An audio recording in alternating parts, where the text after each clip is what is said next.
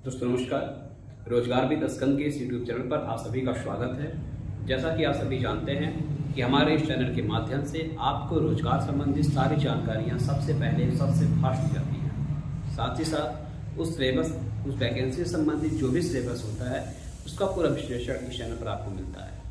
दोस्तों, आज से सीटेट के आवेदन शुरू हो चुके हैं और जैसा कि हमने आपसे वादा किया था, आपको बताया था कि हम सीटेट की पूरी कक्षाएं आपको देंगे, तो उसी क्रम में आज से सीटेट की कक्षाएं हम प्रारंभ कर रहे हैं। जो दोस्त कल का वीडियो नहीं देख पाए थे जिसमें पूरे सिलेबस का हमने विश्लेषण किया था, वे कमेंट बॉक्स में और डिस्क्रिप्शन में हमने लिंक दिया हुआ है, आप जाकर वहाँ विजिट कर लीजिए। पूरा सिलेबस जो भी पाठ्यक्रम है, क्या विषय वस्तु है, पूरा आपको मिल जाएगा। पासिंग मार्क क्या है, स्कोरेबिलिटी क्या है, सारी चीज़ें आपको उस वीडियो में बताई गई हैं। दोस्तों, हम शुरू कर रहे हैं कि सीटेट का पाठ्यक्रम क्या है और सीटेट में प्रश्न कहाँ से आते हैं।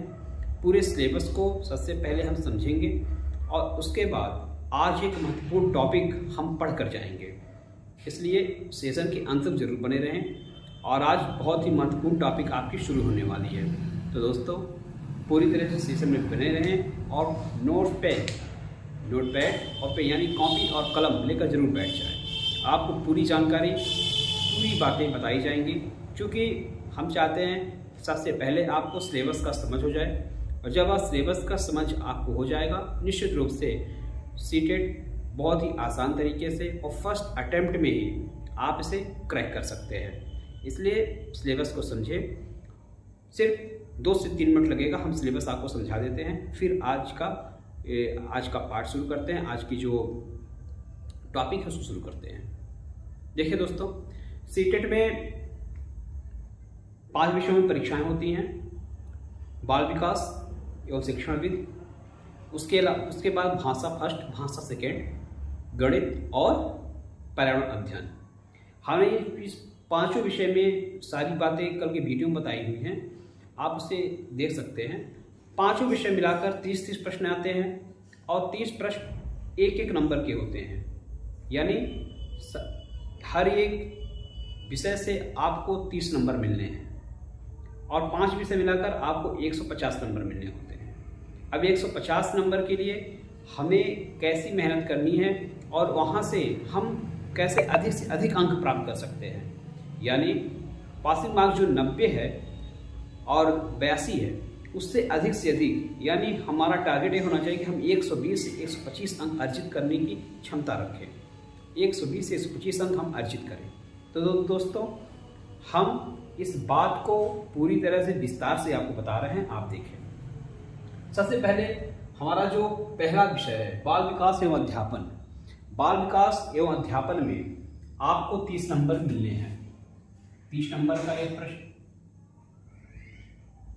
30 अंक का यह पूरा है और 30 प्रश्न यहां से पूछे जाएंगे। अब ये 30 प्रश्न आएंगे कहां से? आपकी विषय है बाल विकास एवं अध्यापन या शिक्षणविद, जो भी आप कह लें। तो इसमें 3 टॉपिक, 3 महत्वपूर्ण चैप्टर: बाल विकास, समावेशी शिक्षा की अवधारणा तथा विशेष आवश्यकता वाले बालकों को समझना, और तीसरा है अधिगम एवं अध्यापन। यहां से आपको प्रश्न कहां कहां से मिलेंगे, यह हम आपको बताने का प्रयास कर रहे हैं और निश्चित रूप से आपको समझ में आएगा। दोस्तों, सबसे पहला चैप्टर है विकास की अवधारणा।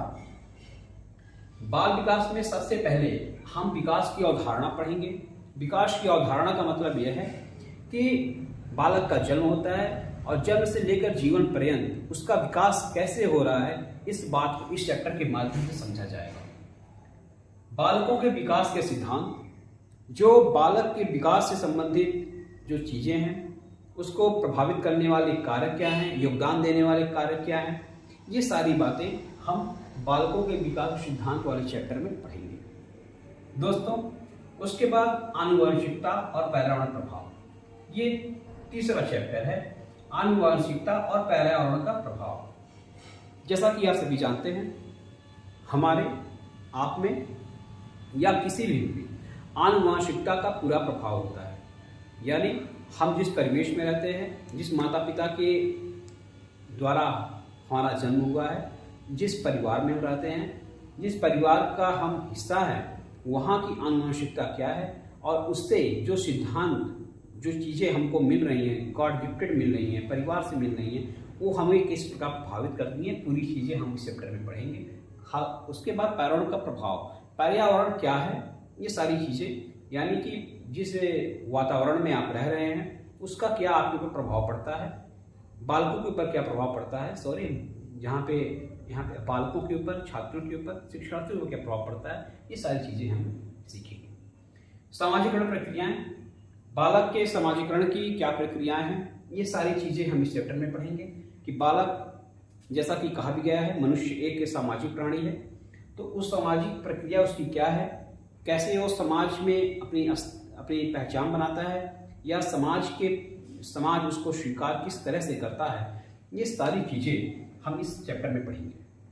दोस्तों, कुछ मनोवैज्ञानिक हैं, पाइकॉट, ओलबर्ग, बाइगोस्ती, इनके निर्माण और विवेची संदर्भ जो हैं, इनके जो सिद्धांत हैं, हम सारे इस चैप्टर में पढ़ेंगे। इसके अलावा बहुत सारे मनोवैज्ञानिक हैं जो आपको अधिगम और अध्यापन में मिलेंगे, आगे मिलेंगे, लेकिन जो इस चैप्टर, जो बाल विकास के लिए जो उत्तरदायी हैं, यहाँ पे हम सिर्फ पाइगेट, ओलबर्ग, बाइगोस्टी का ही अध्ययन करेंगे।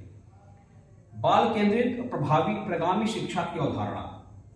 दोस्तों, हम आपको बता दें कि पूरी सीटेट में या फिर कहीं भी टीचिंग व्यवस्था जो भी है, सारी की सारी बाल केंद्रित ही है, यानी बालक को केंद्र मानकर ही अध्यापक अध्यापन कार्य करते हैं।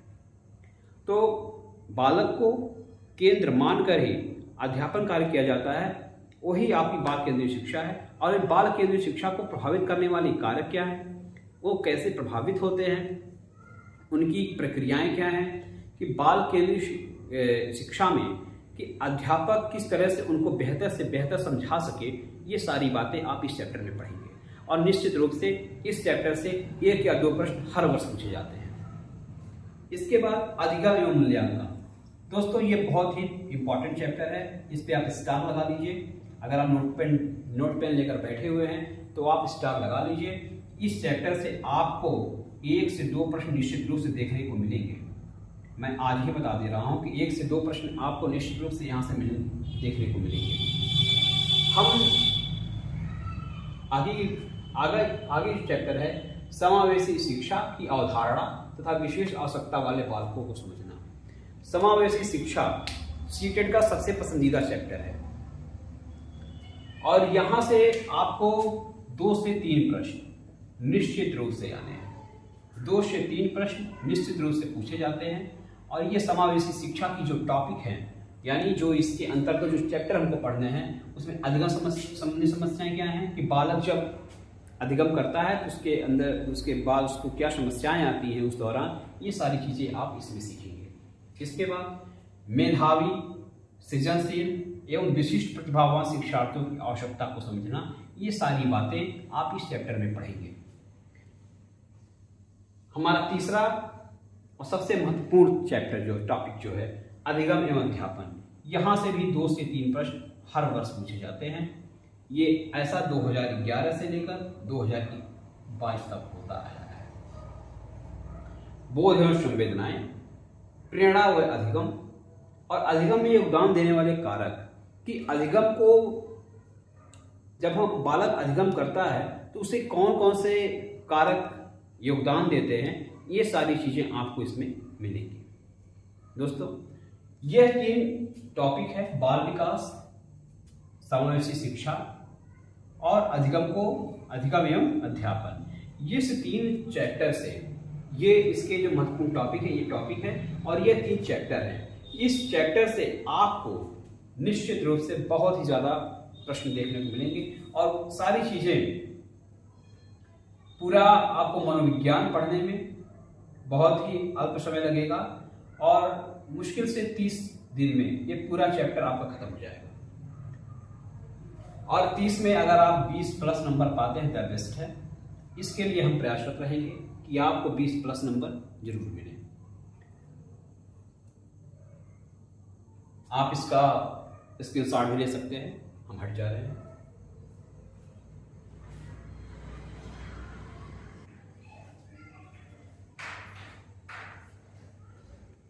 दोस्तों आपने स्क्रीनशॉट ले लिया होगा।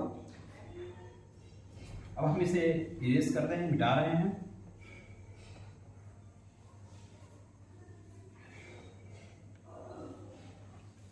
अब आज का टॉपिक हम शुरू करने जा रहे हैं। आप ध्यान से उन्हें देखें, समझिए, समझने का प्रयास करें। अगर नहीं समझ में आता है तो वीडियो को 1 से 2 बार देखें, जरूर समझ में आएगा। दोस्तों आज हम आपको बताएंगे शिक्षा एवं मनोविज्ञान। शिक्षा एवं मनोविज्ञान पर आज चर्चा होगी कि यह क्या है और हमारे लिए कैसे इंपॉर्टेंट है। दोस्तों शिक्षा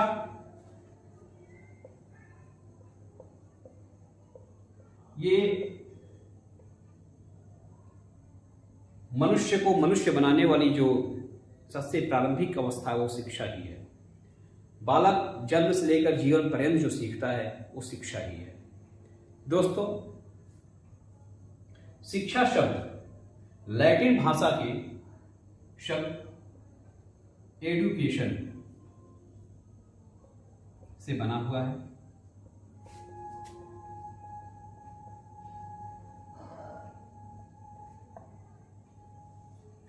अब एडुकेशन क्या है? ई और ड्यूको, ई और ड्यूको। ई मतलब एजुकेशन यानी शिक्षा और ड्यूको का अर्थ है आगे बढ़ना,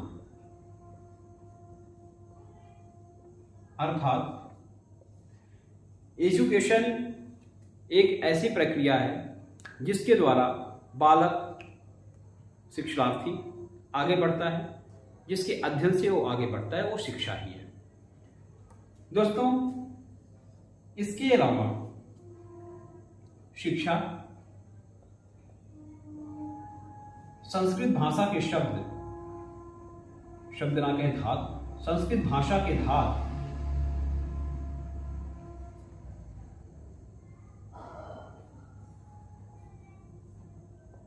शिक्ष धातु से बना हुआ है।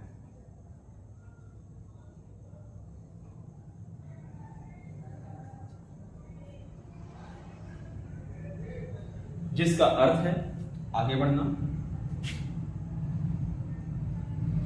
शिक्षा के संदर्भ में बहुत सारे मनोवैज्ञानिकों ने बहुत सारी बातें बताई हैं। हम मनोवैज्ञानिकों की बात बाद में करेंगे। सबसे पहले हम यह जानेंगे कि शिक्षा के संदर्भ में महात्मा गांधी और स्वामी विवेकानंद जी ने क्या कहा था। दोस्तों स्वामी विवेकानंद जी ने कहा था शिक्षा वह प्रक्रिया है जिसके द्वारा मनुष्य का संपूर्ण विकास होता है। शिक्षा के द्वारा मनुष्य का संपूर्ण विकास होता है, यानी संपूर्ण विकास का अर्थ है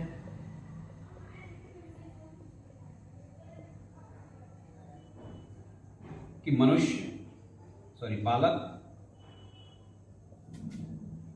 बालक का चारित्रिक,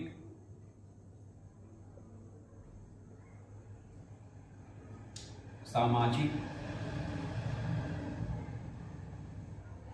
एवं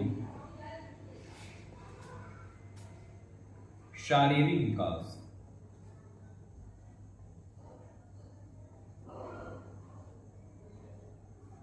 विकास ही संपूर्ण विकास के क्रम में आता है। इसके अलावा इसके बाद सुकरात ने कहा था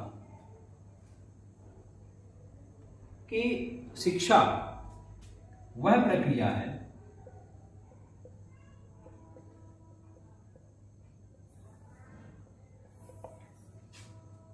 कि जिसके जैसे बालक के भीतर जन्मजात जो गुण होते हैं उन्हें बेहतर पर्यावरण देकर उन्हें बाह्य रूप में विकसित करना ही शिक्षा है। यानी हम फिर से अपनी बात को दोहराते हैं कि सुकरात ने कहा था कि शिक्षा एक ऐसी प्रक्रिया है कि जो मनुष्य के बालक को जन्मजात मिलती है और जन्म से लेकर उसमें जो पर्यावरण के द्वारा जो बेहतर पर्यावरण उनको मिलता है, यानी वातावरण जो मिलता है, उसमें अगर उनका विकास किया जाए तो बाह्य रूप में वो सामने आती है। यानी बालक जन्म से लेकर जन्मजात उसके अंदर कुछ न कुछ गुण होते हैं। जन्मजात बालक में कुछ न कुछ गुण होते हैं, कोई गुण होता है।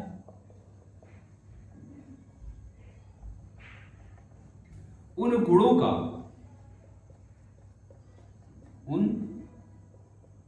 गुणों का बेहतर पर्यावरण में,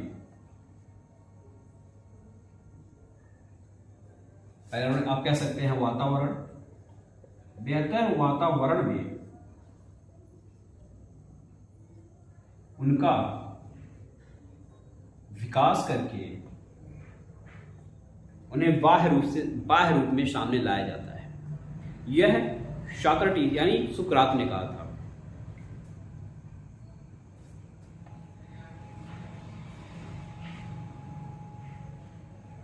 दोस्तों, शिक्षा के संदर्भ में कुछ भौतिकवादी भी हैं जो विभिन्न रूप से अपने मत को प्रस्तुत करते हैं। भौतिकवादियों के अनुसार शिक्षा का जो उद्देश्य है वो इस सांसारिक जीवन में सुख प्राप्त करना है। यानी शिक्षा का उद्देश्य जीवन में सुख प्राप्त करना ही है, ये भौतिकवादी कहते हैं। और जो मनोवैज्ञानिक हैं उनका मत इनसे भिन्न है। वो ये समझते हैं कि शिक्षा के द्वारा बालक का संपूर्ण रूप से सामाजिक, चारित्रिक एवं नैतिक विकास करना ही शिक्षा है। या बालक जो जन्म से लेकर जन्मजात उसके अंदर कोई न कोई गुण होता है, उन गुणों के द्वारा उन गुणों का बेहतर वातावरण में प्रयोग करना, उन गुणों का बेहतर वातावरण में विकास करना ही शिक्षा है जो बाह्य रूप से सामने आती है। यानी बालक जैसा वातावरण पाएगा उस तरह से उसका विकास होगा। दोस्तों, शिक्षा मनुष्य को मनुष्य बनाने वाली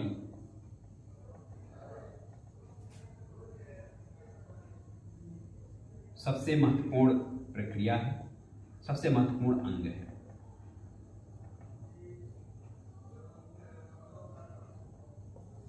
शिक्षा के द्वारा ही मनुष्य पशुओं से भिन्न होता है। यानी हमारी सोच समझ को विकसित करने का कार्य शिक्षा करती है। बालक जन्म से लेकर जीवन पर्यंत जो कुछ सीखता है वो शिक्षा के ही माध्यम से होता है। दोस्तों, शिक्षा मानव व उनके गुणों का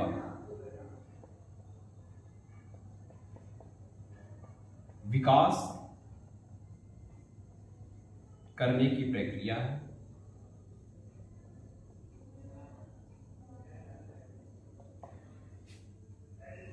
इतनी सारी बातें हमने आपको बताई हैं, और अगर उनका विश्लेषण किया जाए, अगर उनको शॉर्ट में कहा जाए, संक्षेप में कहा जाए कि शिक्षा वास्तव में है क्या, तो दोस्तों शिक्षा वास्तव में मनुष्य के यानी बालक के जन्म से लेकर उसको जीवन पर्यंत जो चीजें, जो वातावरण, जो पर्यावरण उनको मिलता है, उसके भीतर जो विकास होता है वही शिक्षा होती है। हम बार बार कह रहे हैं पर्यावरण या वातावरण, तो वातावरण का क्या अर्थ है?